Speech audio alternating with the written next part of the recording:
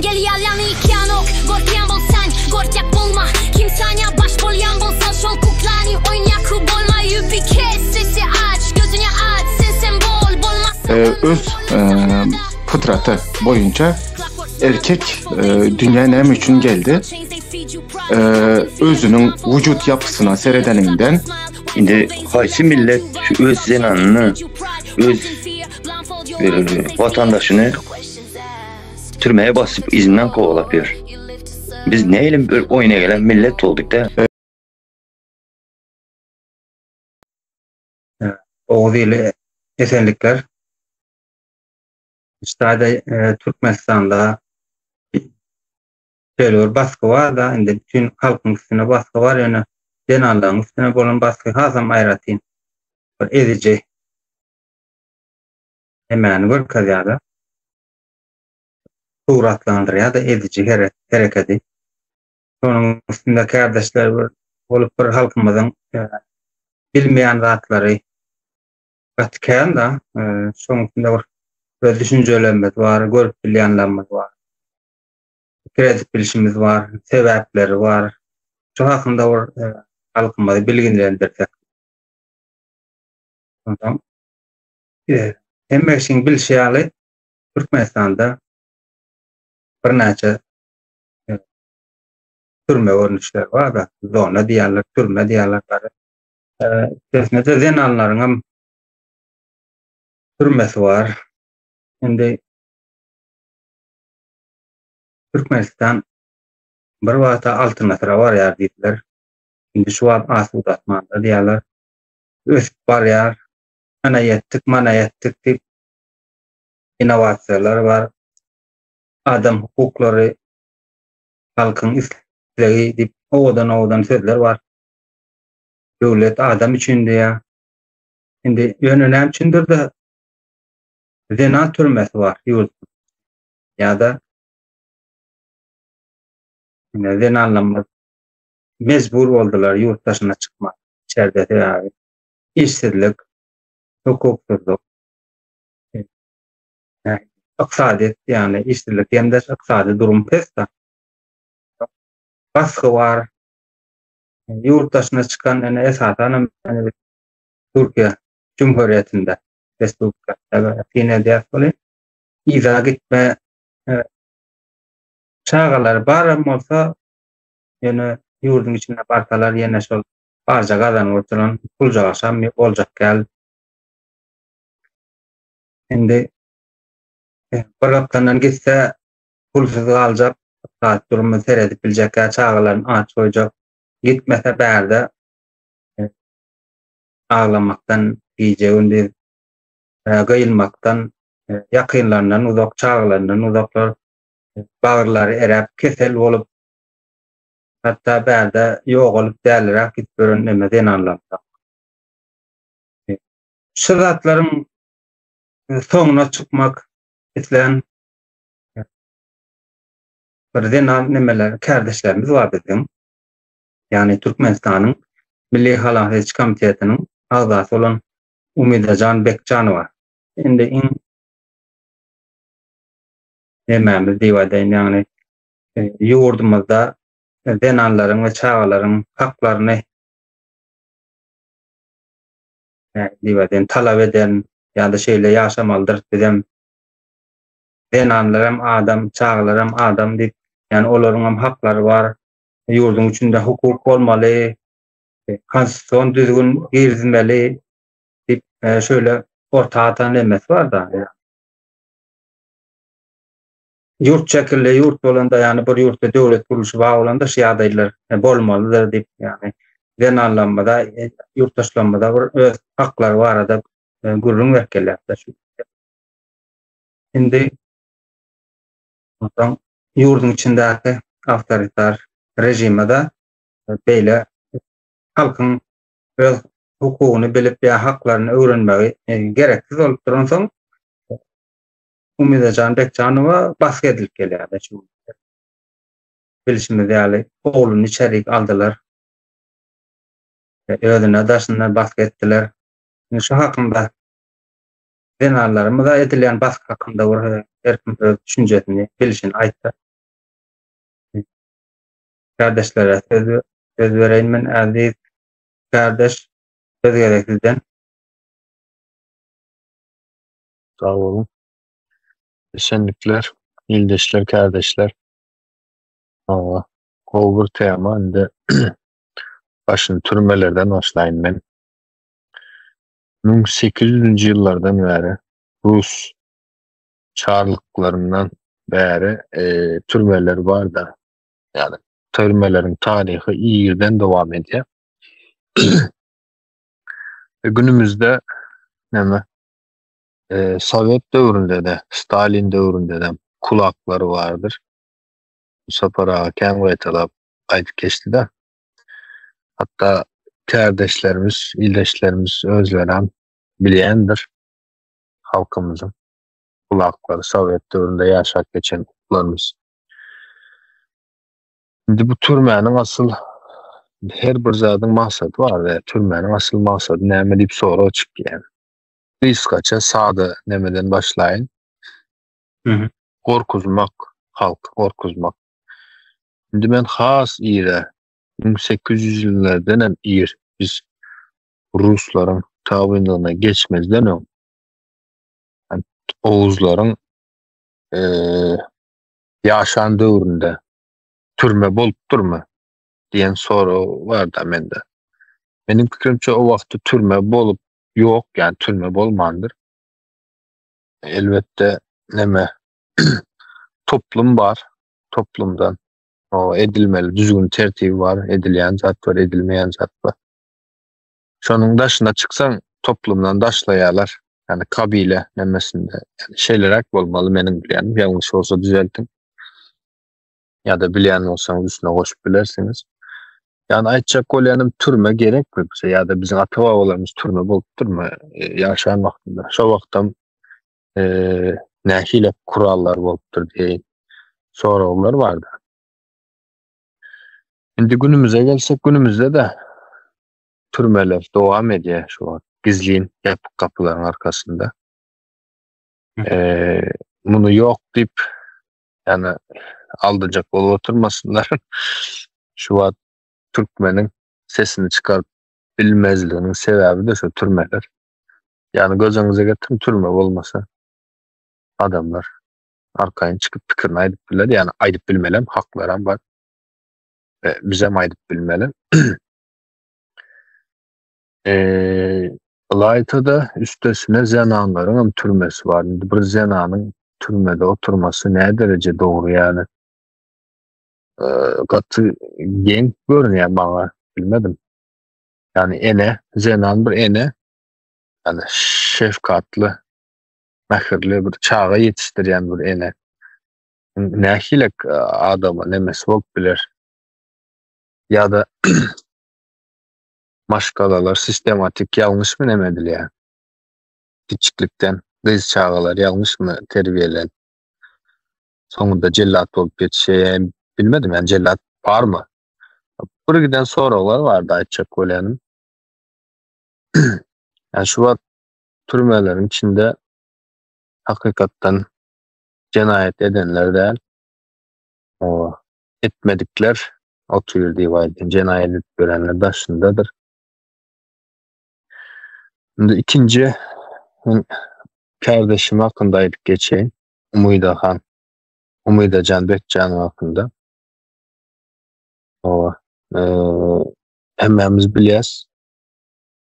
İzine gönderme merkezinde tutulup saklanýar şu wagt. Yani overlap alkytjak boldular da. Yani erkek haline bir zenan maşgalany nälepdi çıkıp hakykatlar aýdan üçin, dogrular aýdan üçin, hakyny talap eden üçin. Yani sen hem çıkıp yanlışı varsa yanlış diýip aýdyp bilmän, ona boğunun ısmağın gelip ümsümcük kaçırıp alkytjak bolýarlar. Ya da şöyle bir niyetleri vardı. Zaten utanç mı geldi yani bilmedim. Ama var utanç. Dinle bir zenanlarda erkekler yani umuman halk öz yanlışını, doğrusunu aydıp bilmesi gerekli. Her kimin bir sanalık ömrü var. Şunun için yani adalet yerini tapar. Ama tizden tiz göy verirler dip demetken de umudum var. Bolmasa näme bolar, bolmasa yani Türkmenistan'dan näçe zenan bundan tarihte de zenan doğrular, hakikatler öz hakkını soran zenanlarımız däl Walnitsa ya da başka yerlerde, türmelerde sessiz, kayıtsız näçe ýok edilen ne zenanlardan erkeklerim. Bunun bir yerde zincirin bir yerini koparmaması gerekli der. Bu böyle devam edip bilen o. Ya. Yani 21. asırda yok. Mümkün değil.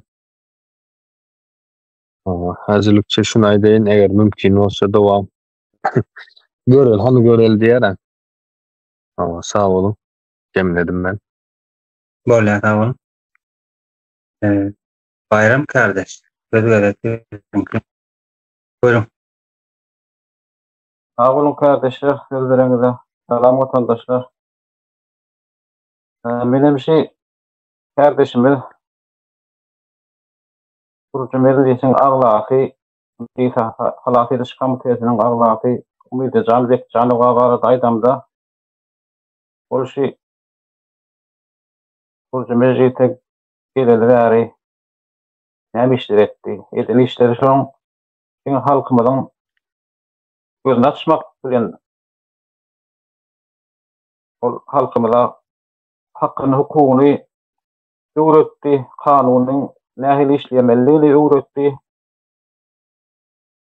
Eden zady ýan halkymyza köp zat düşündirdi. Köp işler, gowy işler etdi, opşym. O adam näme jenaýatkar toparyň näme karşysyna gitdi hazap edilýär dawlatlar. Son zamanlarım näme Türkmen ayalgylar arkalaşygynyň göretdi, YouTube kanalyny göretdi. Onda hasam ayalgylar barada olara düşündürüşler geçdi, çağalar, hak hukuklar barada köp zatlar öğretti. Olsun bilen öğrendik köp zat kanun barada, kanunlary. Häziremizde deportasyon merkezi diýilýär. Ýerine gönderiş merkezine aldylar. Ulam näme şu Türkmenistanyň jenaýatkar toparynyň işlegi boýunça işleri de bärdäki Türk polisler diýilmi, näme diýeli. Şoňa aldylar.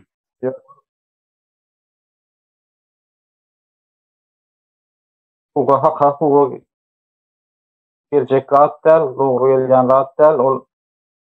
Biz ona karşı geleceğiz. Bakın geçme bilelim onu inşallah alır. Yine de böyle hakkı umuyla canı bu işler etti.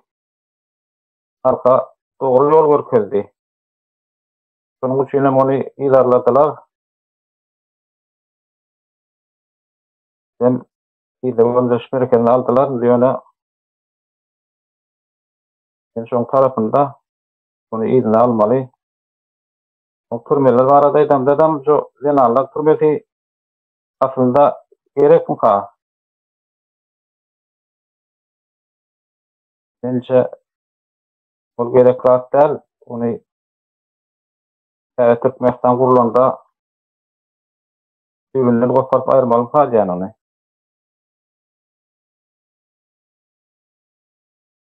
Kolya sağ olun. Hazırlıkça. Ya.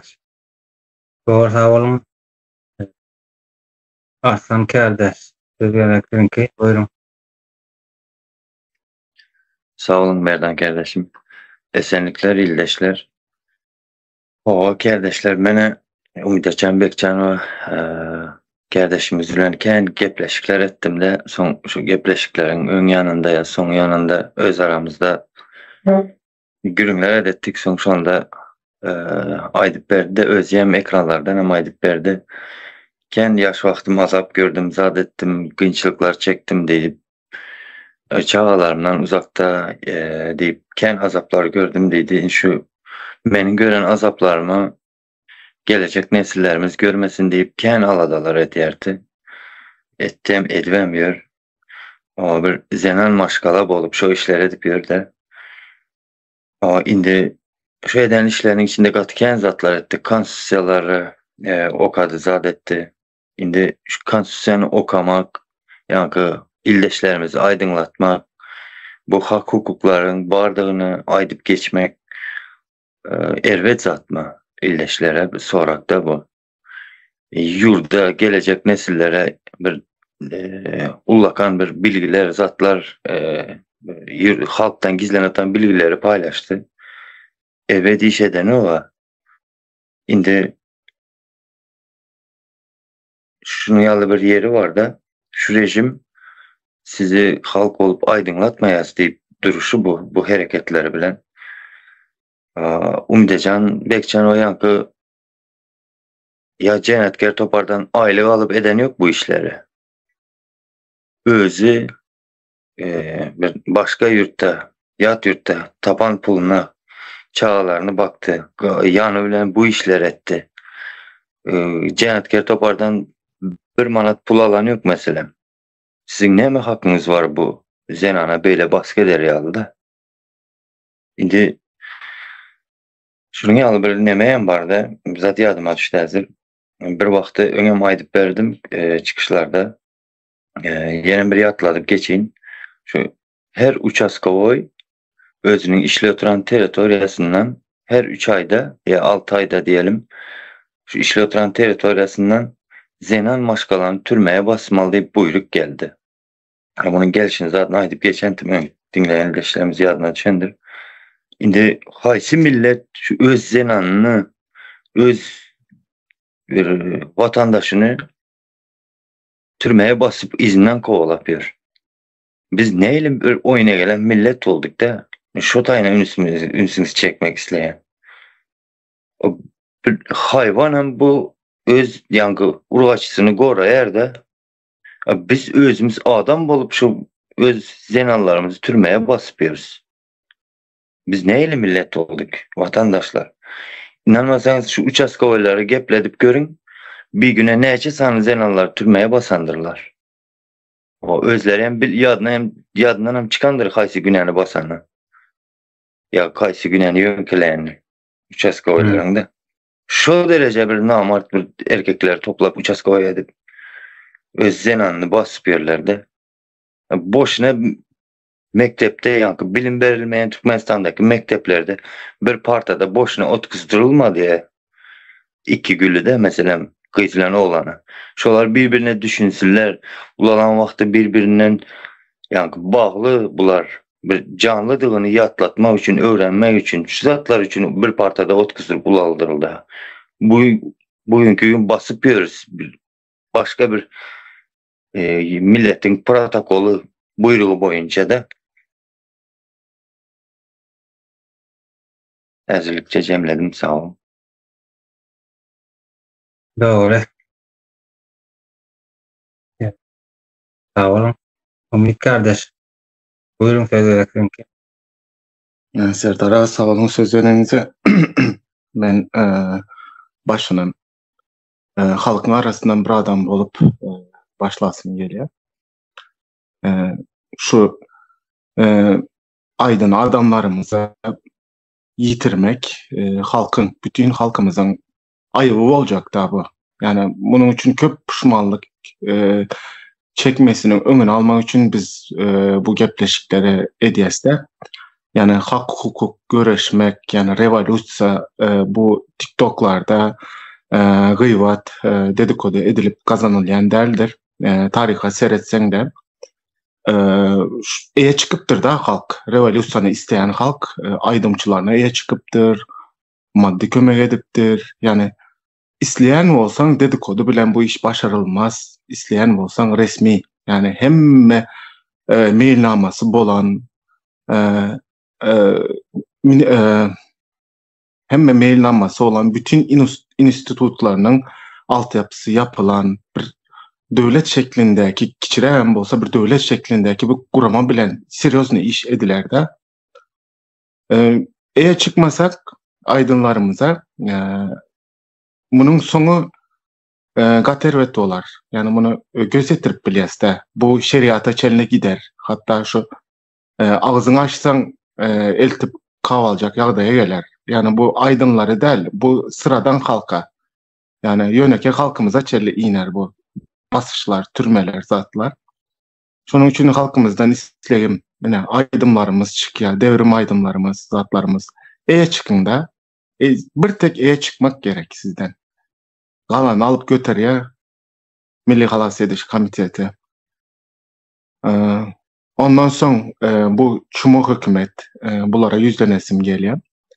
Yani biraz şey olun da, samimi olun. Yani erkek olun da yüz yüze göreşelim. Yani munyalı urkaç işlerini etmeyin. Yani yüz yüze görüşelim. Yani siz bizi memnun edip bilen bolsanız biz näme üçin size ne iyilik bildirelim de. Siz edip bilmeýäňiz işiňizde köp kan döktünüz. Gelin yüz yüze görüşelim. Saparaň aýdyşýaly uçağınızı gönderin. Biz Milli Halas Ediş Komiteti olup gideli. Karşınıza düzüleli. Öyle gepleşeli biz. Ýöne munyaly bir zat bolmaň, nalaje deýin bolmaň, korkak bolmaň. Ya şikayet edýäňiz ad familya vermäne gorkýaňyz o. Yani sen bir açık tapan bolsaň da en azından ad familyaň bilen berde delikanlı ol da. Namartlar, bir sürü cenayetkerler. Şular Serdar'a aýtjaklarym. Sağ olun, söz vereňize. Bolýa. Ýa kardeş. Sizden buyurun. Sağ olun kardeşler, söz vereňize. Yani Umydy Bekjanowa barada kardeşlerimize aýtyp geçdi. Menin bir az açyk nämetin üstüne goşup geçeýin idim öz pikirimi. Umydy Bekjanowa şu gelin gyýdlarymyzyň hak hukugy bar diýip konstitusiýany madda okap beren delallaryň biridir şu. Bunun bir eden cenaýaty ýok, yani bunu bir kovalap da edip ýa-da basyplan näme terýaly. Näme cenaýat edipdir. Öz ýalan konstitusiýany, döwletiň konstitusiýany okap beren. Ondan soň gelin gyýdlar türmesine geçdim. Ayal gyýdlar türmesi diýmek näme diýmek? O bunu dolduraýtdylar o taýda. Tähel bahana tapyp, bizim bir olar ýalak bir cenaýat etip atan bir gelin gyýdlarymyz ýok. Ýa-da o ýerde hak hukuk diýen hiç zat ýok o taýda. Gelin gyýdlarymyz barada. Arada iş ýere bir tane gelin geldi, täze gelipdir. Gepleşip oturduk, ayalda on hoş geldin zat diýip, indi gysgaça şuna aýtyp geçen ýere geldi. İki sanak çağam var diye bakı bilemek diye anırdı. Çörek beri bilemek diye. İş yok diye, güç yok diye. Türkiye'ye gelip işlemene, daşına çıkmana mecbur oldum diye. Öldürü mecbur ediyorlar. Hemme daha da şu hazırki anırdaki öldüm, hükümet deyip atlandırıp duranın öldürü günahkar. Sen sosyal üstünçülük vermesen onların çağılarına. Hiç iyi bir kömek etmesen, İş bolmasa, güç bolmasa birden imeldir halkam. Halk mecburi ýagdaýda daşyna çykmaly bolar. Şoň üçin bu taýda biz şunu çykyp gurrungy ne diýär, halk şu zatlary bir düşünsün, gözüni açsın diýip. Biz kaç şunu aýdyn diýdim, sonra ýa üstüne ýetirin. Bolýa, sağ olun. Döwlet adam üçindir diýär ýa-da bir energetik oýunça dünýäde 4-nji ýerde diýär. Ýöne näme üçindir biziň zenallarymyz ýurtdaşyna çykyp mejbur bolýarlar. Ýyllar boýy ýene tasyndan çağlaryndan uzakda durup kabirleri bärde ýogalyp gitýärler, ýani kesel diýdi, ýene diýdi. Gara taý sebäp bolup durda.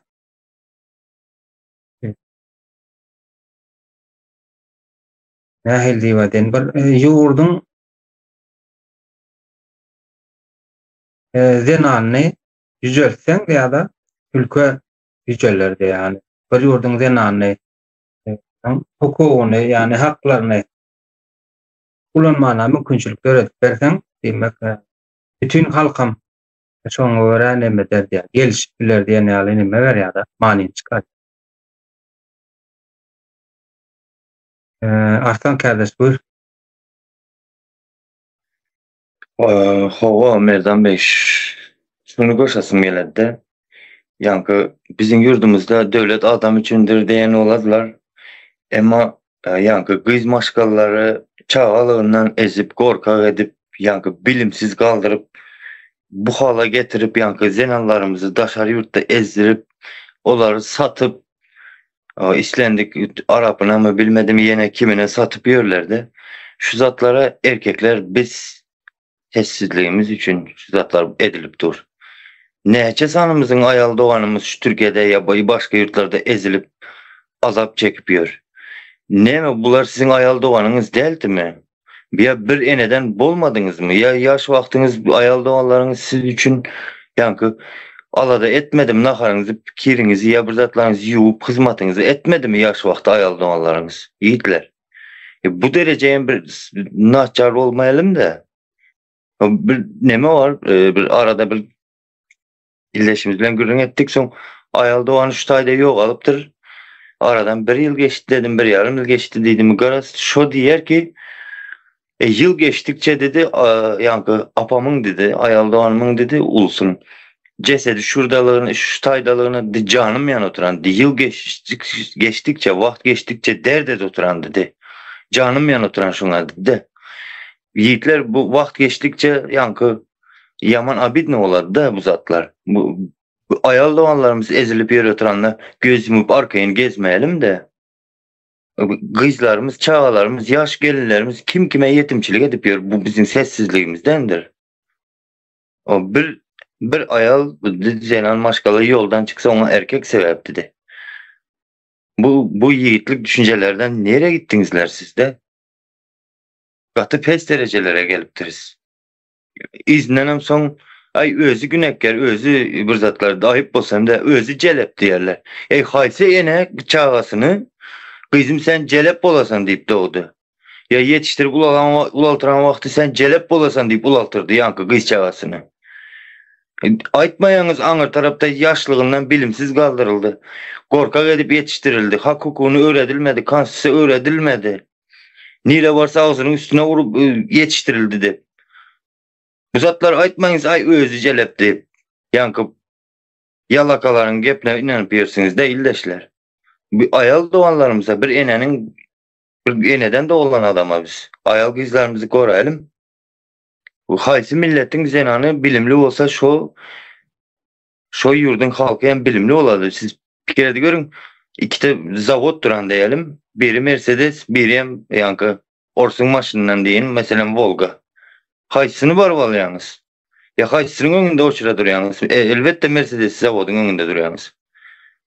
Ya şu yankı boş govşak maşın çıkaradan zavoddan barıp maşın alar mısınız? Yok. Zavod bilen bir misal getirin dedim de bizim zenallarımızın cahil kaldırılı oturanına. Sağ olun kardeşim söz veriniz için. Sağ ol. Baydağı arkan alıp devlet nişanı men Türkmen yani şöyle oğdanca sözler aydan bilen yani erkek deyip ulanlayan bir söz vardır şon gelen o baydağı arkan on belli edilen hareketler vardır gerek yerinde millilik vardır yine ağır değillendir namus değillendir ağır değilip mene şöyle düşünen yurdum aladas nedende ağır zenanın aladas nedende namus oluyor yani onu tayaklap durmalı değiller Yankı Arslan kardeşin aýtjaly öwretimli, bilimli, goragly Zenallaň urunda.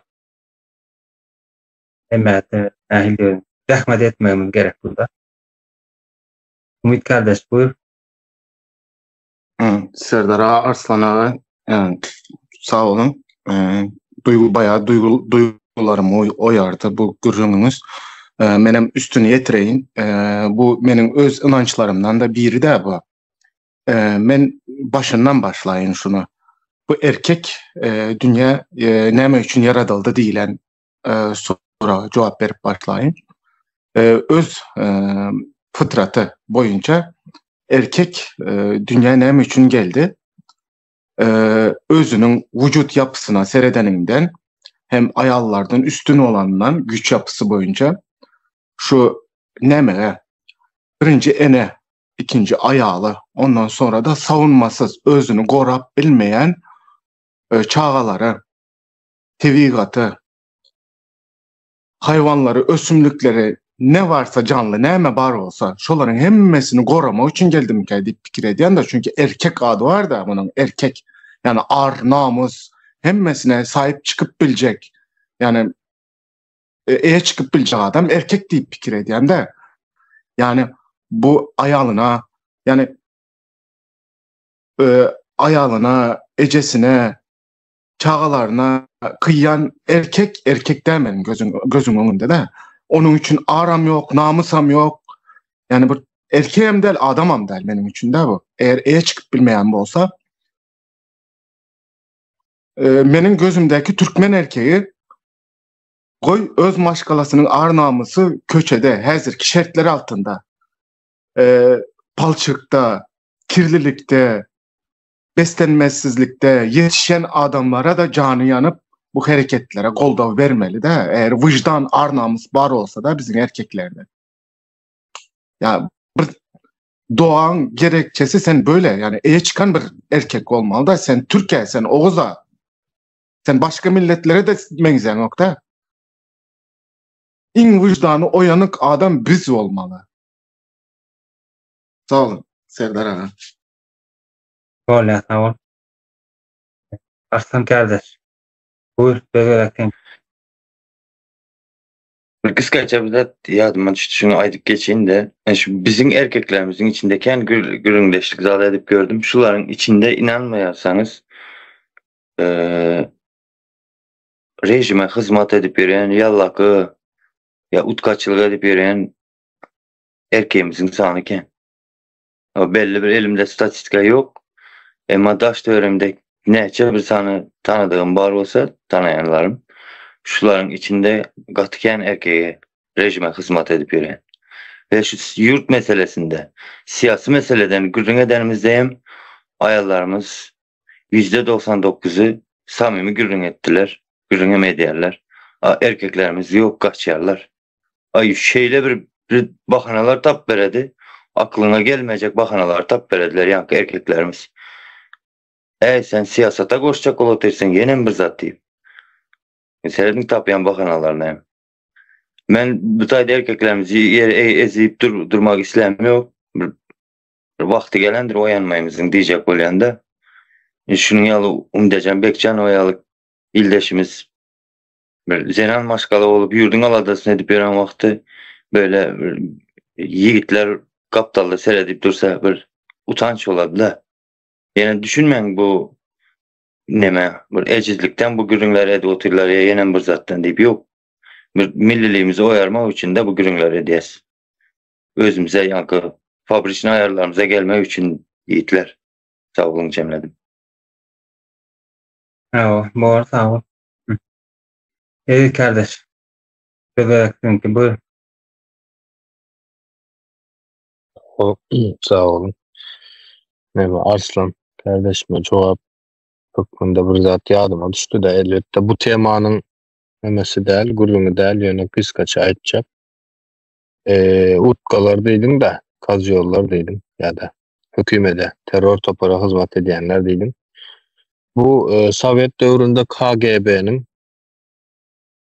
nemedisinde metodunda bar bir neme. Yani Sovet döwründe SSR'däki adamlaryň diýin ýarysy nemekende KGB'ye işleýär-de näme aýdyp berýärler da başga ýurtlarda etkili bolmasy üçin. Meselem samolyotlarda uçup demedip konup uçarlar bilen ginemeden wagtda şolar bile ulanýar ekende KGB diýin. Yani bu bir sistematik üstümüzde geçirilen nemeler, yani samolyot uçaklar bilen başka yurtların nemesine, teritoriyasına konan vaktın son surata çekip gerekli nemeleri alýar ekenlerde ya da giden gelenler daşar yurda gidip gelen Sovet adamlarından sorap idap şolara casus diýilýär de hökümde ulanýar eken. Bu bir aňardan gelýän bir näme. Ulanýan sistematik üstümüzde geçirilen bir iş diýin. Beskaça aýdyp boldum. O näme kardeşler sadece cemlesem boljak, söz aljak. Enaz üstüne o şu bilgiler bizim öz bilgilerimiz, öğrenenlerimiz, düşüncelerimiz, fikirlerimiz vatandaş yani yurttaş hükmünde öz ilin halk bilen paylaşmalar borçlu da, yani halk öğrenmeli, bilmeli. Özünün nereden gelendiğini, nerediğini ve nereye barayandygyny analiz edip biler, yani mani çıkarar, yani kalın hareket özünden de. Yani Umida Can Bekcanova sosyal medyada Türkmenistan'ın gelin gıydları, takım neme hakları ya da konstitusyon hukukun ya da kuruluşun diýýärler yokluğunu tankit eden orta ya da şoratlar bolanda bir nähel diýýärler adaletli ýurtda ýaşap dağlar, denanlar ertek bunu gaýgysyny etmen gel özlerini geliştirip bilmekler üçin ona da haklarynyň bardygyny aýdyp geçende diňe öz tanıyan denanlarynyň ýa çağalarynyň aladasy däldi. Bütün ýurdun çağasy denan diýýärler.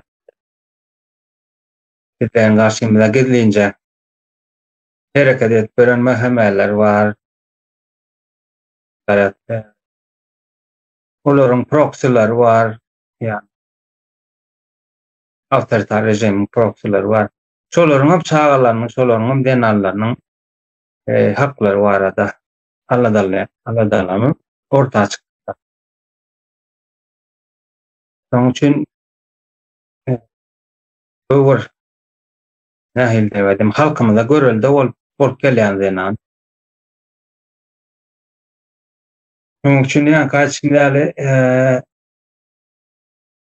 ýurdumyzda, Türkmenistanda ýa-da häzir ýurdumyzda denany bolan basgyny çağalara bolan ezici bir sistemany ýa-da düzgüni ýok etmek üçin, ýa-da üçin Türkmenistanda denanlaryň, çağalarynyň haklarynyň ýokary derejede bolanmagy. Şonuň üçin aladalanyp bu ýerden ortağa çykyp, ýani ilime bolsun diýip ortağa çykan denanlaryň birisi de nähil diýerden hakyky yurtsever diýilýändir, ýa-da hakyky türki dilinde. Uluslar arasy bir sözem bar, oňa patriot diýilýär.